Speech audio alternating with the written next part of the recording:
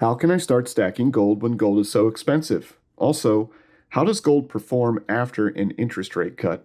Those are great questions, and we're going to explore both of those today, looking at the 10th ounce fractional gold coin and whether this interest rate cut coming up will be golden or just another goose egg for precious metals coming right up.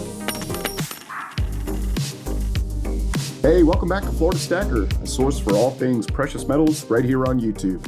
All right, gold spot price has been closing above 2,500 US dollars for the last few sessions. That has pushed the price of an ounce of gold for us stackers up to nearly $2,600 to purchase when we factor in those premiums over spot. Because times are hard for many Americans, that doesn't exclude the stacking community. Looking to add gold to our stacks, well, the importance of fractional gold today can probably not be understated. Now, I've heard it said before that high premium gold is better than no gold at all, and I would agree with that. After all, paying a higher premium is usually the counter argument to stacking fractional gold in the first place. However, I'd ask you to take a moment and ask yourself this question: which do you expect to have more buying power in a year, 3 years, 5 or 10? This higher premium fractional gold coin or the cash in your hand you're considering to exchange for it. Now, fractional gold is gold that does weigh less than 1 troy ounce if you're very new to stacking gold, and 1/10 ounce gold coins are usually one of the smaller options, or kind of an introductory weight when it comes to stacking bullion gold. The 1/10 ounce American Gold Eagle, especially here in the United States, is a great coin to start with if you're new to stacking gold or old. I sell these coins to guys who've been stacking for many decades. And why is that the case? Because, well, gold is expensive. And the 10th ounce Gold Eagle offers you, the buyer, the opportunity to hold American minted gold in your hand for as little as $275 to about $290 today, looking at LCS prices and the price you can expect to pay at most online bullion shops. So no, that isn't cheap. When I say for the low price, what I'm talking about is you're buying gold. It's gold. It's never been cheap, and that's why you want to own it. Now, there are quarter ounce as well as half ounce options out there too, but the most popular fractional gold size is the 10th ounce. And that's no different with the American Eagle as it is with the foreign coins. At least that's what I'm hearing across the stacking community, looking at some of the other stackers coming from places overseas. Those little 10th ounce bullion coins are popular just about everywhere. Now, if you're not going to buy fractional, then you're probably looking at the larger 1 ounce gold American Eagle or Buffalo coins, but they're going to run you, like I said, about 9.5 times the amount as this little Gold Eagle. That's right, not quite 10, because you do pay a lower premium over spot when you're buying a full ounce of gold. But remember, if you're looking to get started with gold on a budget, or if you just want to pick up a little gold here and there, maybe you've got some leftover cash, or you bought some silver and, hey, look, there's a 10th ounce, let me grab it. Well, the 10th ounce American Gold Eagle is a great choice. It's a fan favorite, it's always in demand, and you do get a little bit more premium for them when you sell them than you will if you sell a equally weighted gold coin from another country. Now, I'm a Florida stacker, or to put that another way, an American stacker.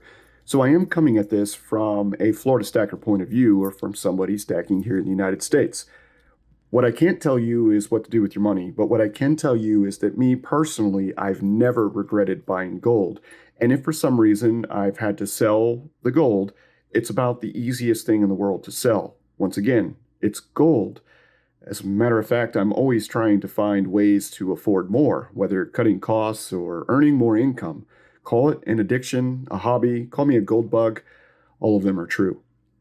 Now let's look at gold's performance after interest rate cuts in the past. And to keep it fairly relevant, I'll start in 2008 during the Great Recession of our century, when the Federal Reserve Bank cut the federal funds rate from 1.5% down to 0% between October and December of that year. Now, this was in response to falling GDP, spiraling unemployment, and bank failures thanks to greedy and shady mortgage practices that saw practically the entire economy collapse. Gold was valued around $825 when the cuts began, and a year later, gold had been performing pretty well, gaining $225 an ounce, coming in with the valuation somewhere around $1,057 12 months later.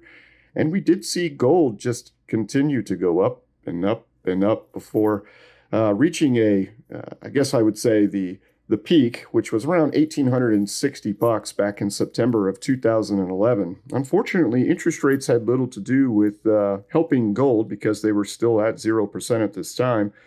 And we saw the value of gold drop down from $1,800 all the way down into the $1,100 range about 4.5 years later. And then in December of 2015, the first rate hike, a quarter basis point rate hike, a second one in 2016, bringing us up to about 0.5% to 0.75%.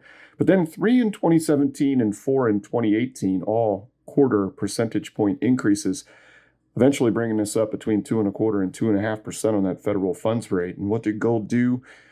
Well, it really didn't do a whole lot at first. So interest rates were rising, but they were marginal, going from 0 to 2.25%, not quite like what we've seen over the last 3 years.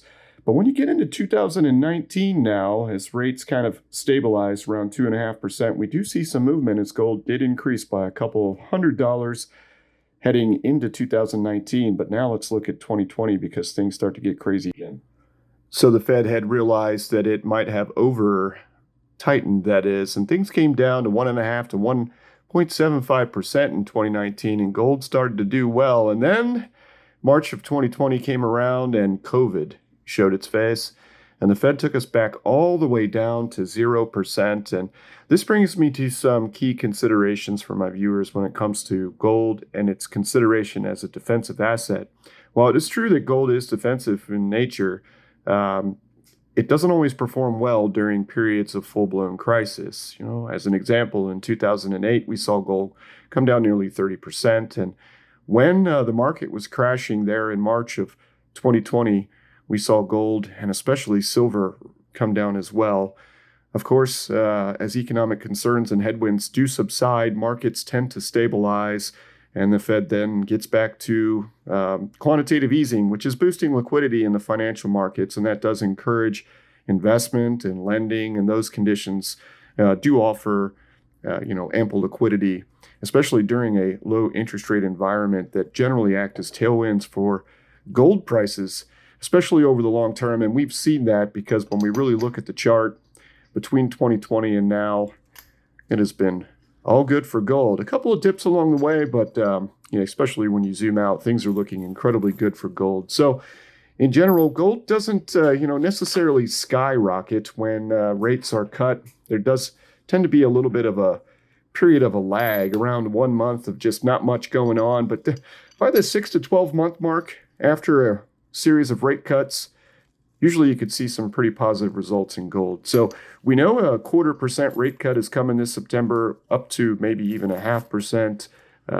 I say we know that. We don't know that, but that's where the markets are at. That's what they've more or less priced in. So that's probably already in gold's price today, but there is a chance for another cut in December.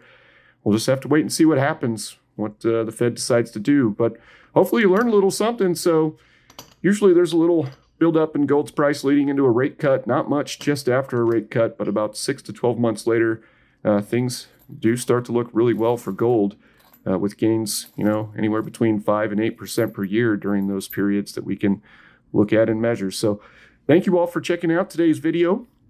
Once again, if you're new to stacking and looking for an option to stack at these really high prices we're faced with today, the 10th ounce American Gold Eagles here in the United States, yeah, they do come with a little premium, but you'll get that premium back if you have to sell them.